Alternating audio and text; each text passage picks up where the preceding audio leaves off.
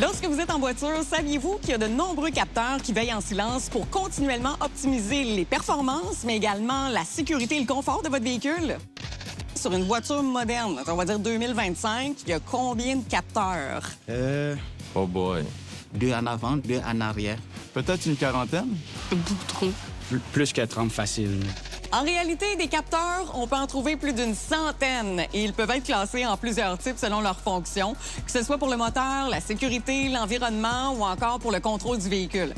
Bien qu'ils soient tous essentiels, il y en a quelques-uns qui sont plus fragiles et plus susceptibles d'être remplacés. En cas de dysfonctionnement, ils déclenchent des voyants d'avertissement et peuvent compromettre le système d'aide à la conduite.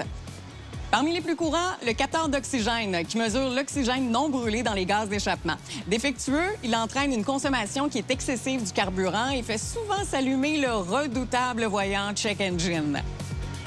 Les capteurs de température du liquide de refroidissement et les capteurs de débit d'air massique sont aussi deux composants qui sont essentiels qui, lorsque défaillants, peuvent affecter les performances du moteur. Et finalement, le capteur PMH, qui est un peu comme le chef d'orchestre du moteur. C'est un composant électronique qui est essentiel à son bon fonctionnement. La bonne nouvelle, c'est que c'est un problème qui est souvent réparable par un simple nettoyage. Face à un problème de capteur, l'utilisation d'un outil de diagnostic professionnel, c'est vraiment essentiel. Un peu comme le ferait un médecin, cet outil-là va lire les symptômes que votre véhicule envoie sous forme de code d'erreur. D'où l'importance de faire affaire avec des techniciens spécialisés qui vont pouvoir identifier rapidement quel capteur est problématique.